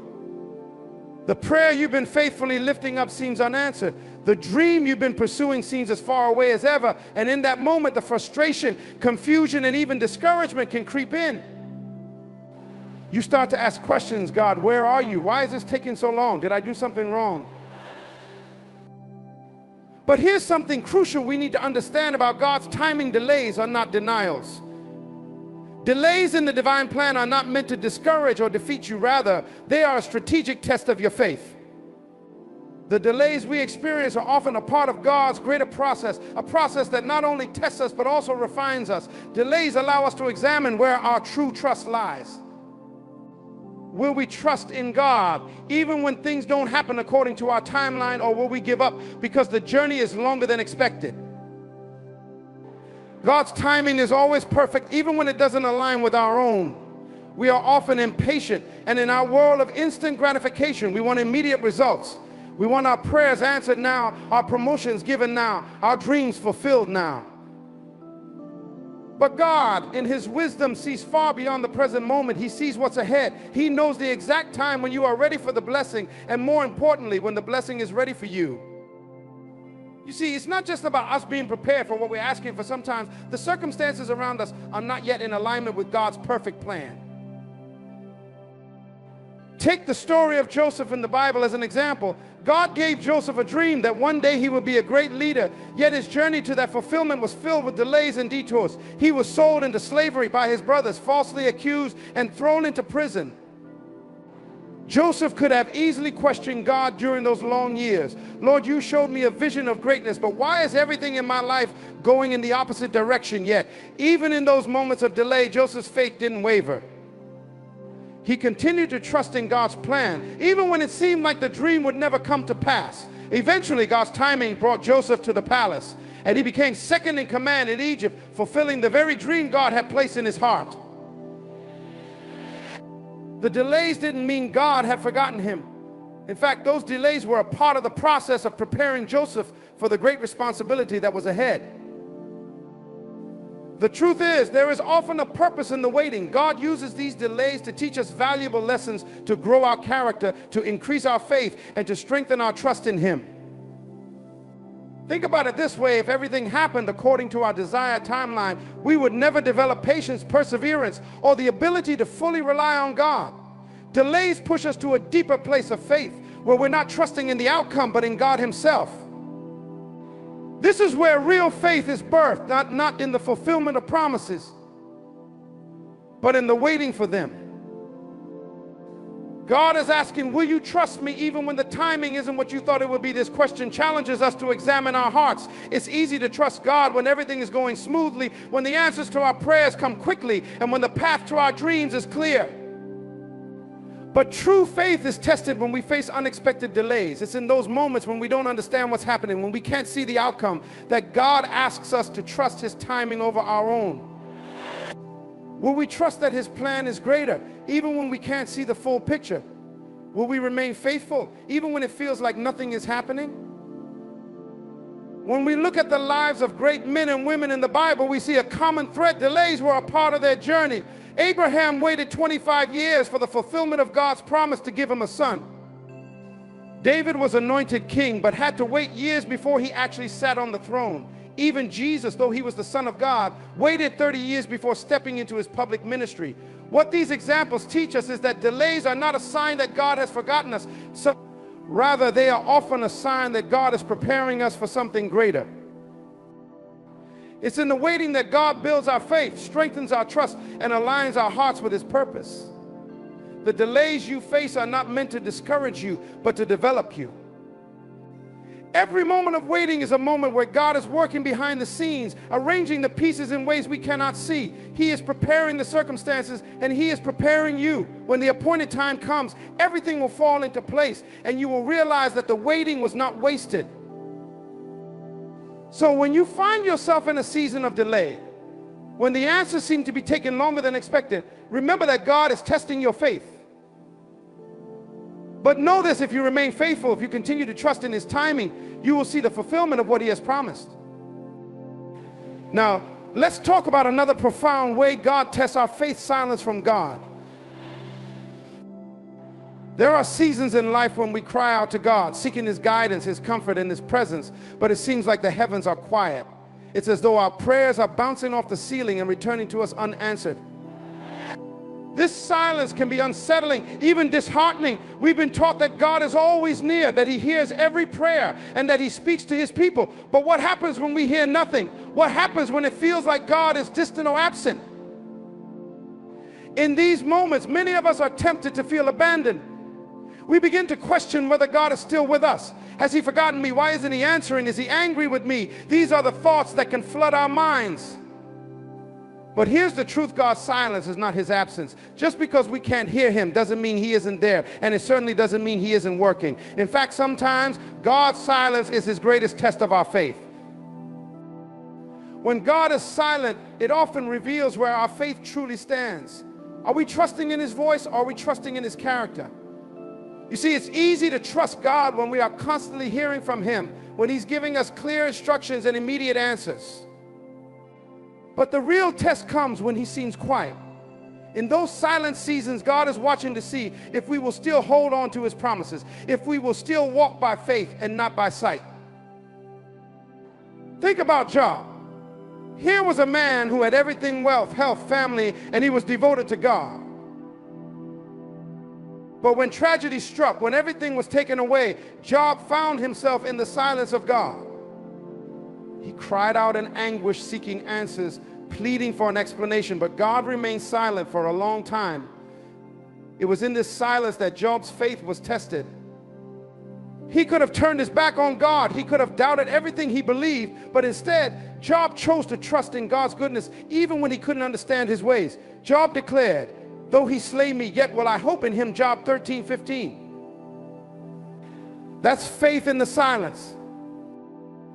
God's silence is not meant to frustrate us, but to refine us. It strips away our dependence on feelings, on signs, and on external affirmations. It forces us to rely on the Word of God, on His promises that never change, even when we can't hear His voice.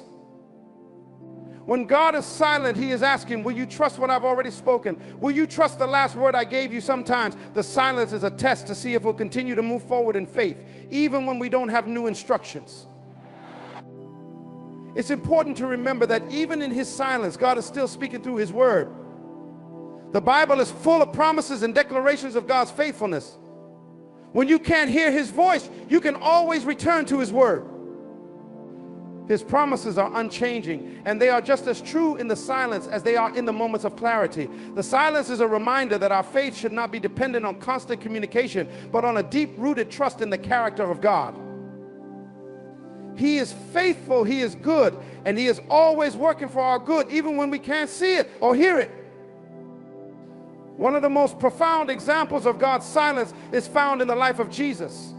In the Garden of Gethsemane, as Jesus prayed in anguish, asking the Father if the cup of suffering could pass from Him, He was met with silence.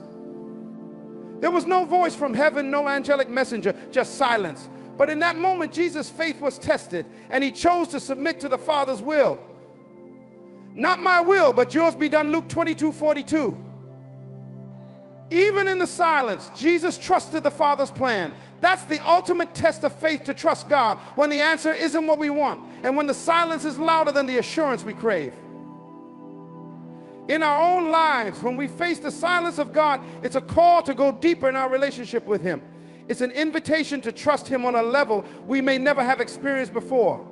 The silence is not a punishment, nor is it a sign of God's displeasure.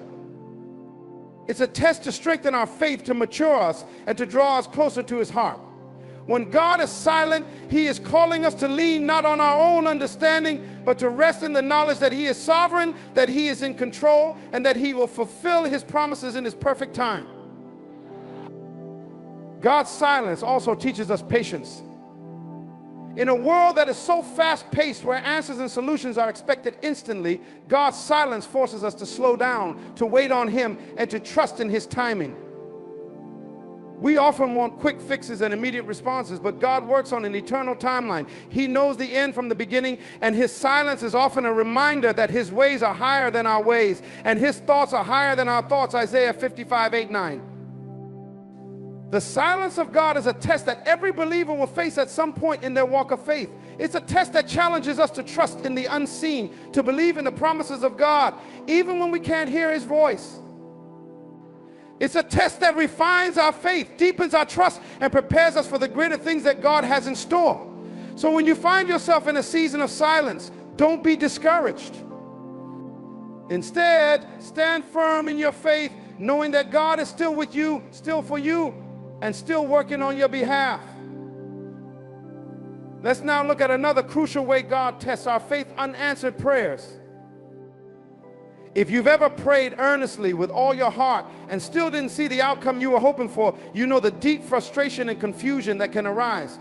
You cry out to God, fully believing in His power, fully trusting in His ability to answer, and yet nothing seems to happen. The healing doesn't come. The financial breakthrough doesn't manifest. The relationship remains broken.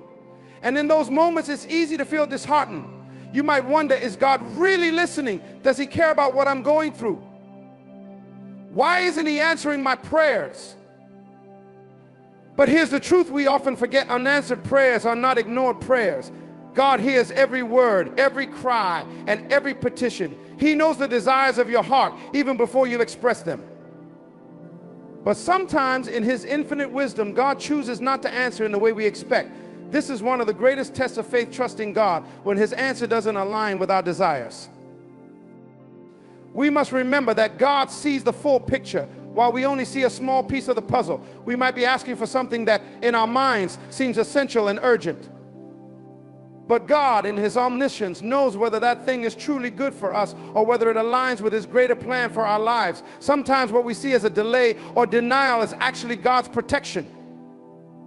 He knows the outcomes of our decisions, and in His love, He withholds things that may harm us in the long run, even if we can't understand it at the moment. The Apostle Paul is an excellent example of this. Paul, a man of incredible faith who performed miracles and spread the gospel across nations, faced a personal challenge he referred to as a thorn in his flesh. He prayed 3 times for God to remove it, but God's response was not what Paul expected. Instead of removing the thorn, God said, "My grace is sufficient for you, for my power is made perfect in weakness," 2 Corinthians 12:9. Paul's prayer wasn't answered in the way he had hoped, but it wasn't ignored either. God gave him something even greater, His sustaining grace, which enabled Paul to endure and find strength in his weakness. This story reminds us that unanswered prayers are not about God withholding good things from us, but about Him giving us something better, His presence, His grace, and a deeper relationship with Him. Sometimes the very thing we think we need to survive is the thing God is asking us to let go of so that we can fully rely on Him. In our human nature, we often focus on the immediate, the tangible, and the here and now. We want quick solutions and instant results, but God's perspective is eternal. He is far more concerned with our spiritual growth and our ultimate destiny than with temporary comfort or convenience. What we perceive as unanswered prayers are sometimes God's way of shaping our character, deepening our faith, and drawing us closer to Him. He is asking, will you trust me even when I say no or not yet? Will you trust that I know what's best for you even when you don't understand? We also need to recognize that sometimes God does answer our prayers, but not in the way we expect. We may be looking for a specific outcome, but God's answer might come in a different form. For example, you may be praying for a job promotion, but instead of the promotion, God opens the door to a completely different career path, one that you never considered, but that ultimately leads to greater fulfillment and purpose. Or perhaps you've been praying for healing in a relationship, but instead of restoring it, God gives you peace and strength to move forward. The answer may not be what we envisioned, but it is always aligned with His perfect will. Unanswered prayers also test our motives. Sometimes God withholds answers because He is working on our hearts. He's testing whether our prayers are rooted in His will or in our own desires. James 4:3 says, when you ask, you do not receive, because you ask with wrong motives, that you may spend what you get on your pleasures. It's a sobering reminder that not all prayers are aligned with God's purpose for our lives. He's more interested in transforming us from the inside out than simply fulfilling our requests. But here's something important to remember. God's delays are not denials. Just because He hasn't answered yet doesn't mean He won't. There are countless stories in the Bible of people who waited years, even decades, for the fulfillment of God's promises. Abraham waited 25 years for the birth of Isaac, the son God had promised him. Hannah waited and prayed for a child before God blessed her with Samuel. These seasons of unanswered prayers were tests of faith, but in the end, God's promises were fulfilled. In our own lives, we must learn to wait on God with a posture of faith, trusting that He is working. Even when we don't see immediate results, the waiting period is often where God does His deepest work in us.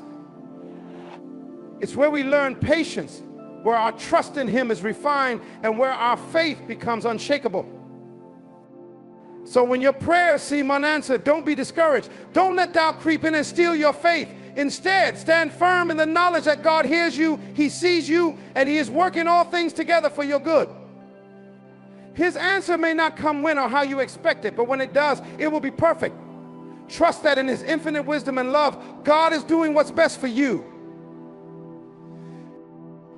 Let's move on to another significant way God tests our faith: spiritual dryness. Have you ever experienced a season where your spiritual life felt flat? Perhaps it seems like your prayers are hitting a wall. Your Bible reading feels mundane.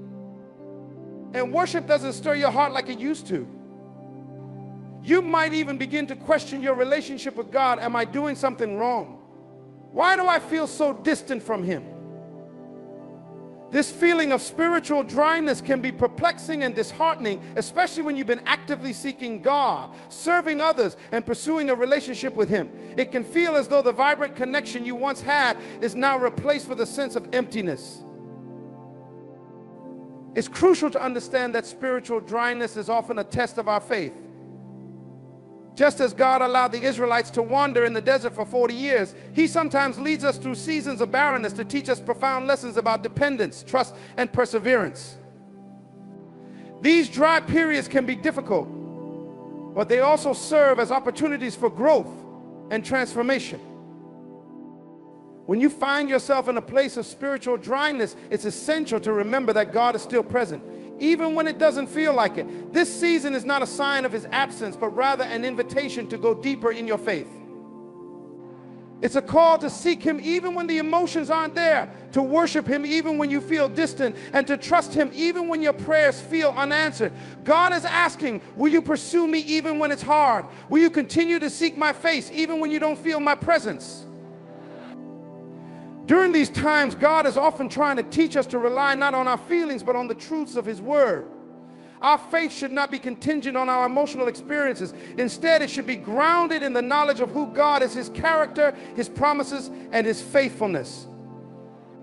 The psalmist expresses this beautifully in Psalm 42, where he writes, as the deer pants for streams of water, so my soul pants for you, my God. My soul thirsts for God, for the living God. When can I go and meet with God? This longing is a reminder that even in spiritual dryness, our souls crave a connection with God. Moreover, spiritual dryness can serve as a time of reflection and reevaluation. God may be prompting us to consider our priorities, our habits, and our commitments. Are there distractions in our lives that are pulling us away from him?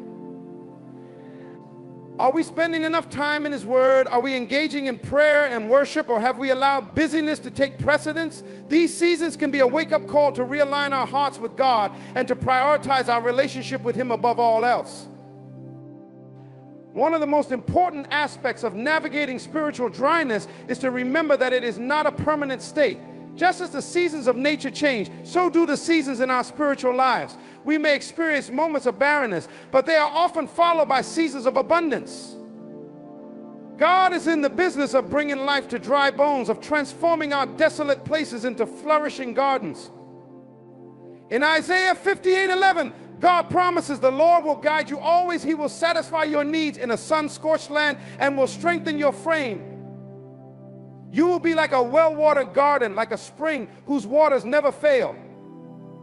When we find ourselves in a dry season, we must remember that God is working behind the scenes. He is cultivating our hearts, preparing us for greater things, and drawing us closer to him. This is not the time to retreat, but rather a time to press in. Seek him through prayer, read his word, and engage in worship, even when it feels forced. God often reveals himself in the most profound ways when we are willing to seek him wholeheartedly, despite our feelings. We also see this pattern of spiritual dryness in the life of Jesus. After his baptism, he was led into the wilderness, where he fasted for 40 days and faced temptation. This time in the wilderness was a period of testing, preparation, and deepening his reliance on the Father. Even Jesus experienced moments of silence and struggle, but he remained steadfast in his mission and purpose. His reliance on Scripture during his temptation in the wilderness serves as a powerful example for us. When we encounter spiritual dryness, we can also lean on God's word to sustain us, just as Jesus did. Another critical aspect of enduring spiritual dryness is the importance of community. During these times, it's easy to isolate ourselves, to retreat from fellowship and connection with other believers. However, God often uses others to encourage and uplift us. Don't be afraid to reach out to fellow believers during these challenging moments. Share your struggles and let them pray for you. Sometimes a simple word of encouragement from a friend or a reminder of God's faithfulness can reignite the flame of our faith. Ultimately, spiritual dryness is a test that invites us to deepen our relationship with God. It challenges us to seek him more fervently, to rely on his word, and to trust his character. In these dry seasons, we learn to draw from the well of his living water, which nourishes our souls and sustains us. God is inviting us into a deeper relationship with him, where we learn to walk by faith and not by sight. So if you find yourself in a season of spiritual dryness, take heart. God is with you, and he is working all things together for your good. Embrace this time as an opportunity for growth, reflection, and renewed intimacy with your Creator. Seek him diligently, trust his timing, and remember that this season will not last forever. Just as the sun rises after the night, so too will God bring forth new life and refreshment to your weary soul. Another key way God tests our faith is through challenging relationships. If you've ever been in a relationship, whether it's a family connection, a friendship, or even a work relationship that tests your patience, understanding, and love, then you know exactly what this means. These difficult relationships often seem to push us to our limits. They may involve individuals who hurt us, misunderstand us, or repeatedly disappoint us. Sometimes these are people we care deeply about, but the strain of constant conflict or unresolved tension leaves us feeling drained and unsure of how to move forward. Now, it's important to recognize that challenging relationships are not just random occurrences, they can be divine tests. God often uses these difficult connections to mold our character, to refine us, and to test our ability to love as He loves. In fact, one of the greatest ways God tests our faith is through the way we handle relationships, especially when things are tough. He's asking, will you love this person even when it's hard? Will you show grace and mercy even when they don't deserve it? When we face difficult relationships, our natural instinct might be to pull away to protect ourselves from further hurt or to cut ties altogether.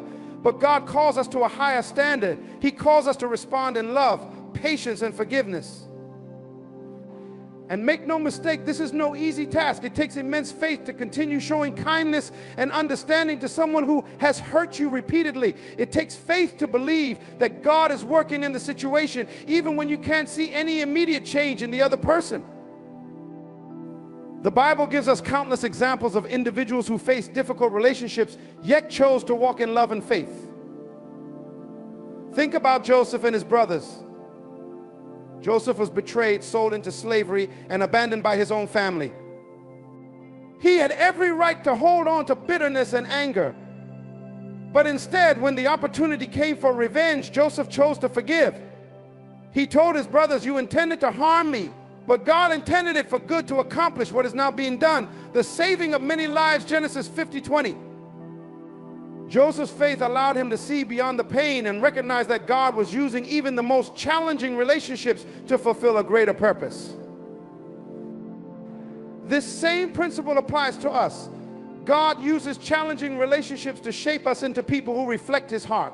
He is testing our ability to forgive, to be patient, and to extend grace just as He has extended grace to us.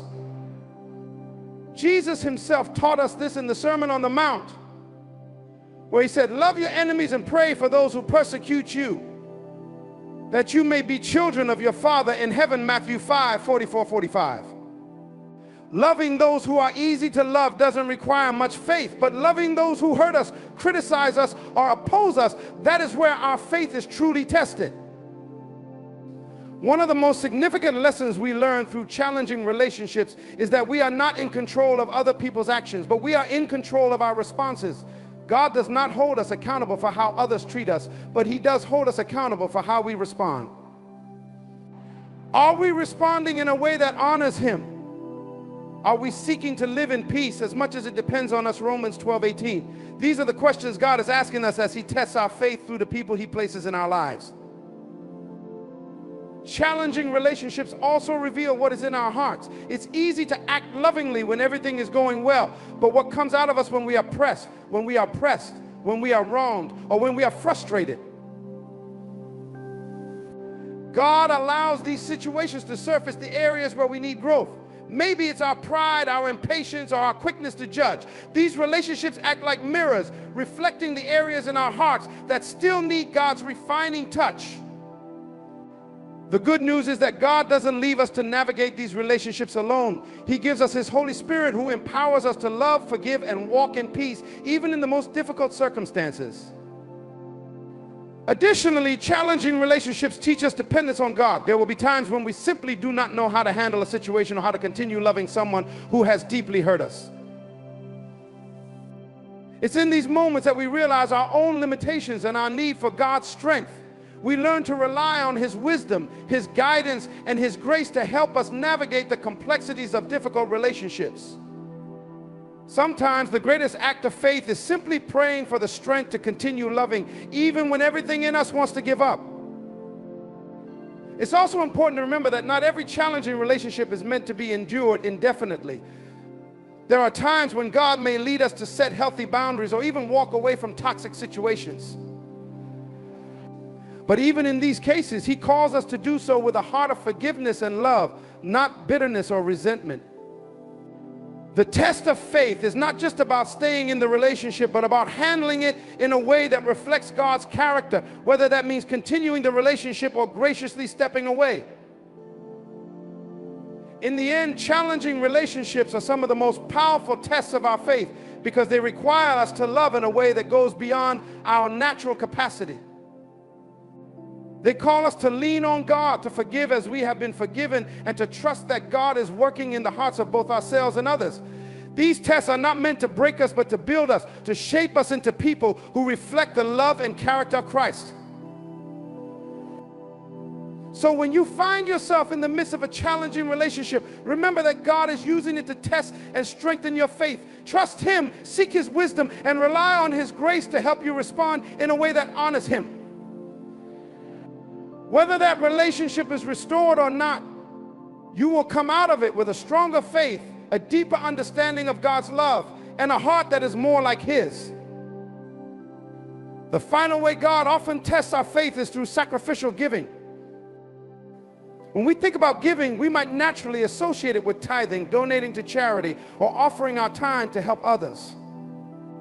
And while those things are certainly part of a life of generosity, sacrificial giving goes even deeper. It's when God asks us to give something that feels like it's beyond our capacity. He might ask us to give in a way that stretches us, where the act of giving requires us to step out in faith, trusting that He will provide even when we can't see how.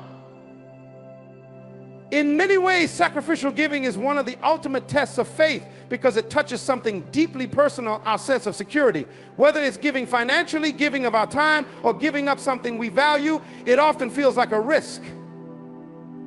We think, if I give this, what will be left for me? How will I manage without it? But it's precisely in those moments that God tests our hearts. He's asking, will you trust me to provide for you? Will you give even when it doesn't make sense, because you believe that I am your source and that I will take care of you? A powerful biblical example of sacrificial giving is found in the story of Abraham and Isaac. God asked Abraham to sacrifice his son, Isaac, the very child God had promised to give him, the one through whom God had promised to bless all nations. This was the ultimate test of Abraham's faith. Would he be willing to give up the thing that was most precious to him? Would he trust that God had a plan, even when the request seemed impossible? Abraham's faith was tested to the extreme, and yet, without hesitation, he obeyed. As he and Isaac climbed Mount Moriah with no lamb for the sacrifice, Isaac asked his father, "Where is the lamb for the burnt offering?" Abraham responded, "God Himself will provide the lamb," Genesis 22:7-8. His faith was unshakable. He believed that even in the most painful and perplexing circumstances, God would make a way. And just as Abraham was about to sacrifice his son, God stopped him, providing a ram in the thicket as a substitute. This story shows us that sacrificial giving isn't about the act itself, it's about trust. Abraham's willingness to give up his most valuable possession demonstrated his complete faith in God's goodness and provision. In our own lives, God may not ask us to make such a dramatic sacrifice, but He does ask us to give sacrificially in ways that stretch us. It might be financial. Perhaps He prompts us to give when our budget is tight and we're not sure how we'll cover all our expenses. Or maybe He asks us to give our time when we're already feeling overwhelmed by our responsibilities. Sometimes sacrificial giving means releasing something that has become an idol in our lives, whether it's our career, a relationship, or a personal dream. The key to passing this test of faith is recognizing that God is our provider. When we give sacrificially, we're not relying on our own resources, we're relying on God's. The Bible tells us in 2 Corinthians 9:8, and God is able to bless you abundantly, so that in all things at all times, having all that you need, you will abound in every good work. This is a promise that God will supply everything we need when we step out in faith and give as He leads. What's more, sacrificial giving often leads to unexpected blessings. Jesus said in Luke 6:38, "Give and it will be given to you. A good measure, pressed down, shaken together, and running over, will be poured into your lap. For with the measure you use, it will be measured to you." This isn't just about material blessings, it's about the spiritual and emotional rewards that come from aligning ourselves with God's heart of generosity. When we give sacrificially, we grow in trust, we experience God's provision in deeper ways, and we become more like Him.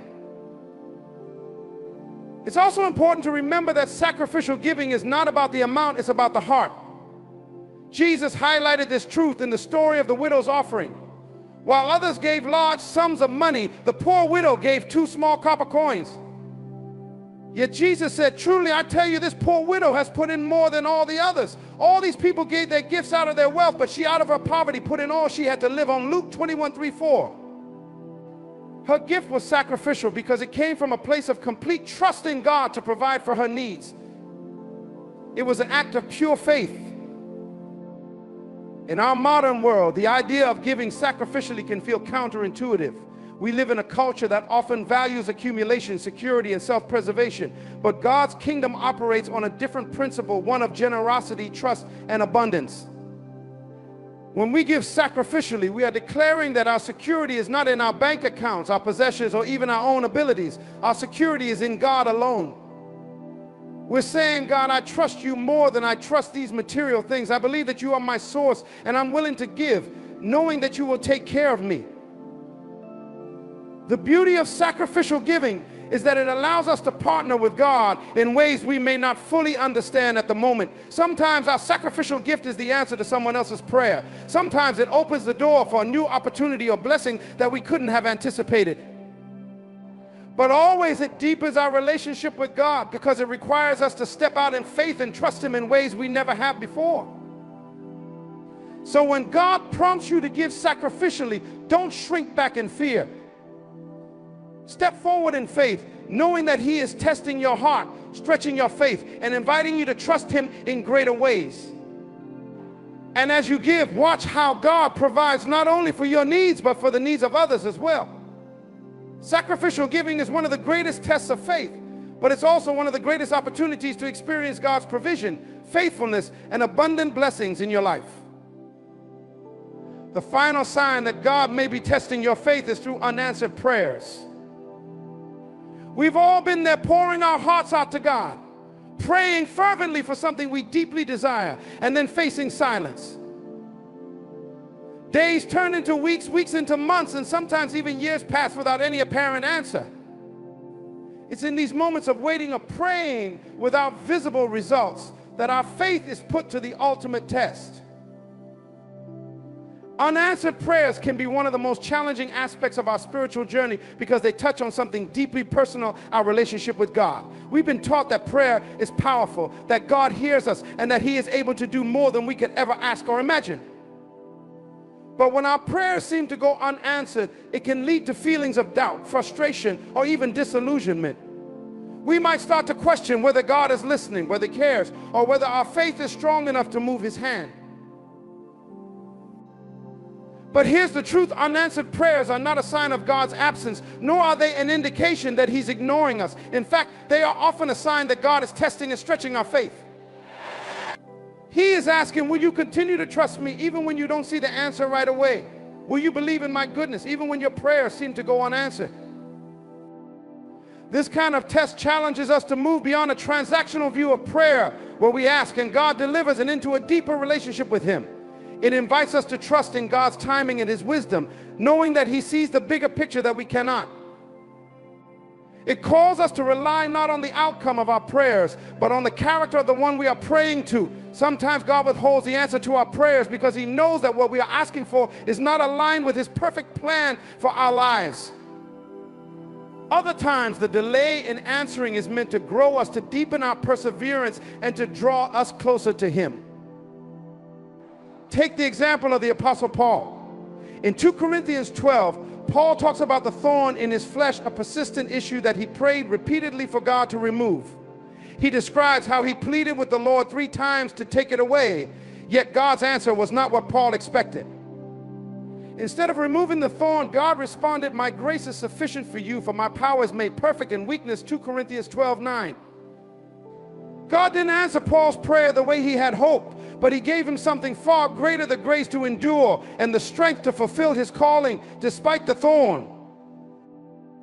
This story reminds us that unanswered prayers often lead us to a place of deeper reliance on God's grace. They teach us that our faith is not dependent on getting the answers we want, but on trusting that God is working in ways we cannot yet see. Sometimes what looks like an unanswered prayer is actually a blessing in disguise. God may be protecting us from something we don't even realize, or preparing us for something far greater than we ever imagined. Another biblical example is found in the life of Jesus himself. In the Garden of Gethsemane, before his crucifixion, Jesus prayed fervently, asking the Father to take the cup of suffering away from him if it were possible. Yet, even in his deep anguish, Jesus ended his prayer with these words, "Yet not my will, but yours be done," Luke 22:42. Jesus' prayer was not answered in the way he initially asked, but it led to the fulfillment of God's greater plan for the salvation of humanity. Jesus' submission to the Father's will, even when it meant enduring the cross, is the ultimate example of trusting God through unanswered prayers. For us, unanswered prayers can serve as a refining process. They push us to examine the motives behind our prayers and to align our desires with God's will. Are we praying out of selfish ambition, or are we seeking God's will above all else? Are we willing to accept that God's ways are higher than our ways and that his thoughts are higher than our thoughts? Isaiah 55:8-9. During seasons of unanswered prayers, we're also reminded of the importance of persistence in prayer. Jesus taught his disciples the parable of the persistent widow who kept coming to a judge with her request for justice. Although the judge initially ignored her, he eventually granted her request because of her persistence. Jesus used this story to encourage us not to give up in prayer, saying, "Will not God bring about justice for his chosen ones who cry out to him day and night? Will he keep putting them off? I tell you, he will see that they get justice." And quickly, Luke 18:7-8. Persistence in prayer isn't about wearing God down until he gives us what we want. It's about demonstrating our faith and trust in his ultimate plan. Unanswered prayers also provide an opportunity to grow in patience and endurance. James 1:3-4 tells us, "The testing of your faith produces perseverance. Let perseverance finish its work so that you may be mature and complete, not lacking anything." When we continue to pray, even when the answer is delayed, we are allowing God to shape our character and to prepare us for the blessings he has in store. Waiting on God's timing teaches us humility, patience, and a deeper dependence on him. Moreover, unanswered prayers remind us that God's greatest desire is not simply to give us what we ask for, but to draw us closer to him. He wants a relationship with us, and sometimes unanswered prayers keep us coming back to him. They push us to seek his presence more earnestly, to rely on his promises, and to trust in his faithfulness. Through the silence, God is teaching us to hold on to his hand and to trust that he is guiding us even when we can't see the path ahead. In the end, unanswered prayers are not a sign of God's rejection or indifference. They are often the very tools he uses to test and refine our faith. They invite us to trust him more deeply, to surrender our will to his, and to believe that he is always working for our good, even when the answer is delayed. So if you find yourself in a season of unanswered prayers, don't lose heart. Keep seeking, keep trusting, and know that God's silence is not his absence. He is with you, and he is working all things together for your good, even when you can't yet see the answer.